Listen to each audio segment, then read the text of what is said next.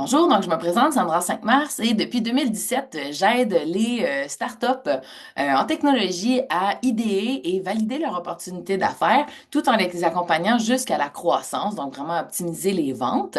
La vidéo d'aujourd'hui se veut vraiment d'être une capsule d'introduction pour ceux qui utilisent peut-être ChatGPT dans leur vie personnelle, mais là, ils ont une idée d'entreprise et ils se demandent comment l'utiliser, comment comprendre ses forces et aussi ses limitations. Donc, c'est le but de cette petite capsule d'aujourd'hui. Donc, évidemment, les forces, c'est de vous aider à générer des idées. Vous pouvez faire des séances de brainstorming avec ChatGPT pour vous aider à trouver des exemples, des solutions créatives. Ça peut également vous aider à structurer des documents, que ce soit le Canva du modèle d'affaires, qui est un outil vraiment beaucoup utilisé en validation et en démarrage d'entreprise, vos questionnaires de découverte du client ainsi que vos pitchs. Donc, ça peut vous aider à préparer vos documents et ensuite, vous pouvez simplement avoir à les optimiser. Ça peut vous aider aussi à résumer l'information. Parfois, on peut passer des heures et des heures à faire des recherches sur des différents moteurs de recherche. Puis des fois, on ne peut peut-être pas trouver l'information qu'on cherche. Donc, ça peut nous aider à trouver des réponses rapides. Et ben, c'est une bonne manière de nous donner une ressource initiale pour explorer le secteur d'activité dans lequel vous voulez développer votre entreprise et valider des différentes hypothèses. Par contre, il y a quand même des limites. Évidemment, l'exactitude des informations, faut souvent voir d'où proviennent les sources. Est-ce que c'est une source qui est crédible? Ça ne va jamais remplacer non plus les interactions humaines. Donc, c'est pas parce que ChatGPT dit qu'il y a une opportunité d'affaires dans tel secteur d'activité, puisqu'il y a telle tendance qui serait favorable à notre idée d'affaires, que ça veut réellement dire que les gens vont acheter votre produit. Donc, c'est pourquoi les interactions humaines sont essentielles à la création d'une entreprise, puisque c'est vraiment eux qui vont venir vous donner des commentaires, du feedback direct avec ces personnes-là qui vont peut-être devenir vos ambassadeurs ou même vos clients futurs. Donc, clairement, le fait qu'un outil en ligne nous dise qu'il y a une opportunité d'affaires ne veut pas nécessairement dire que les clients vont être au rendez-vous pour vous, votre opportunité. Puis, une autre délimitation, évidemment, c'est l'évaluation financière. On s'entend que ça prend beaucoup d'informations pour être capable de faire une bonne étude d'analyse de viabilité de votre projet d'affaires. On peut nous oublier, omettre de soumettre quelques informations et ce qui va faire que l'évaluation financière ne sera peut-être pas fiable. Donc, évidemment, on veut s'assurer qu'il y a également une interaction humaine à ce niveau-là. Donc, le message clé, c'est un outil pour gagner du temps, ça peut vous aider à explorer des idées, mais évidemment, le succès entrepreneurial repose sur votre capacité de passer à l'action et de valider sur le terrain.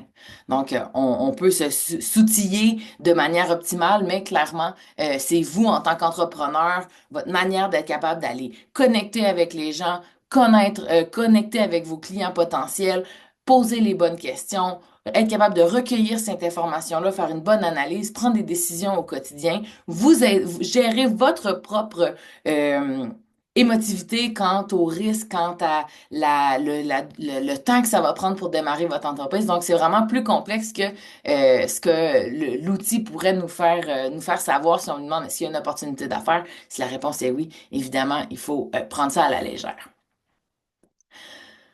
Donc, si on y va en termes de différents stades de démarrage de votre entreprise, bien évidemment, l'idéation, la validation, ça peut vous aider à identifier les tendances de marché, les opportunités, ça peut vous aider à générer des idées de propositions de valeur, les segments de clientèle, comprendre en profondeur vos clients, ça peut vous aider à décortiquer à quoi ressemble la vie dans une journée d'un directeur informatique dans tel type d'entreprise, par exemple. Donc, évidemment, ça peut vous aider à idéer et à trouver des pistes de solutions. Ça peut également vous aider à rédiger votre première canevas du modèle d'affaires. Par contre, étant certifié par Strategizer, qui est l'entité qui a créé le modèle d'affaires à l'international, clairement, ce que ChatGPT va vous donner, c'est pas ce qu'il devrait utiliser pour aller chercher du financement, par exemple. Dans le contexte québécois, c'est un outil qui peut être utilisé pour résumer votre projet d'affaires. C'est souvent un peu la porte d'entrée des comités de sélection. Ils vont regarder votre modèle d'affaires, voir est-ce que je comprends bien le projet avant de tomber dans le plan d'affaires et les états financiers ou le pitch, peu importe le pitch deck, peu importe l'outil qu'ils utilisent. Mais clairement, souvent, il va être très sommaire, ce que ChatGPT va vous donner. Mais c'est une bonne manière pour vous donner une base. Par contre, il y a quand même des compétences entrepreneuriales qui sont à développer dans ces deux stades. Donc, apprendre à poser des questions ouvertes, spécifiques pour explorer les problèmes, les opportunités. Puis, ça peut vous aider à vérifier ou enrichir les idées par des recherches et des interactions directes que vous avez avec les clients potentiels. Donc, vous voyez, on voit vraiment un équilibre entre voici ce qu'on peut aller chercher avec ChatGPT, mais voici les compétences qu'on doit développer concrètement sur le terrain. Donc, des exemples de questions qu'on pourrait lui poser, c'est quelles sont les tendances favorables, défavorables à la création d'une entreprise SaaS dans tel secteur d'activité. Évidemment, il va très large, puis ensuite, on pourrait poser des questions pour peaufiner et continuer la discussion avec l'outil. Ensuite, pour la phase de recherche et analyse, ben, on peut faire une analyse comparative. On peut lui demander, en fait, ici, vous le voyez en bas, analyser 5 compétiteurs québécois dans tel secteur d'activité sous forme de grille comparative. Ça va vous donner vraiment un bon outil de base pour ensuite être capable d'aller pousser vos réflexions, continuer à regarder les sites web de ces personnes-là, aller voir les reviews en ligne. Donc, clairement, ça peut être simplement la base pour vous donner une idée. Ensuite, des questionnaires, hein, on le sait, en termes de validation d'entreprise, analyse du marché, on doit aller parler avec nos clients potentiels. Donc, quelles sont les questions qu'on devrait poser pour des entrevues de découverte du client? Ça peut venir vous aider. Et également, on peut poser une question du genre, quels sont les KPI, les métriques clés pour tel type d'entreprise dans tel secteur d'activité? Ça va nous aider à comprendre sur quoi on devrait focuser dans les premiers temps avec notre démarrage d'entreprise. Encore une fois, les compétences entrepreneuriales à développer, bien évidemment, on doit analyser les réponses pour extraire des insights, des conclusions significatives et confronter les résultats générés par ChatGPT avec des données qui sont réelles pour éviter les biais. Donc, par exemple, vous pourriez faire un questionnaire d'entrevue avec 6 questions, aller poser ces six questions-là de découverte du client à des clients potentiels, colliger les réponses et ensuite les donner à ChatGPT pour qu'il puisse vous résumer et vous aider à tirer des conclusions. Par contre, encore une fois, prenez le temps de regarder chacune des conclusions puisque souvent, lorsqu'on demande de résumer ou d'agglomérer en fait des réponses, parfois il peut en omettre une ou deux qui pour vous, avec vos yeux d'entrepreneur, pourraient dire, ben ça, au contraire, c'est vraiment crucial pour mon projet, donc je ne dois pas le délaisser. Encore une fois, mon objectif ici, c'est vraiment de vous aider à comprendre comment l'utiliser, mais aussi comment vous gardez en fait les yeux ouverts sur les réponses qu'il va vous donner. Puis finalement, lorsqu'on est à la phase de création et itération, bien évidemment, ça peut vous aider à développer des hypothèses, à tester sur le marché. Ça peut même vous aider à définir en fait quel type d'outils de validation on pourrait utiliser pour aller tester ces hypothèses-là. Ça pourrait nous aider à générer des idées pour le prototype. Donc, clairement, que ça soit pour une landing page qui pourrait être un endroit où on veut aller tester est-ce que les gens cliquent sur tel bouton ou est-ce que les gens nous laissent leur courriel parce qu'ils sont intéressés à avoir accès à ce produit-là avant même de l'avoir développé ou même ça peut nous aider avec le prototype. Donc, qu'est-ce qui devrait, voici ma proposition de valeur, voici ma clientèle cible et maintenant aide-moi à développer quelques prototypes. Justement, c'est l'exemple de question que j'avais fait. Donc, en ciblant tel segment de clientèle cible précis, on veut offrir telle proposition de valeur. Donne-moi 3 idées de prototype à moins de tant de dollars. Là, évidemment, c'est selon vous, votre budget et votre capacité.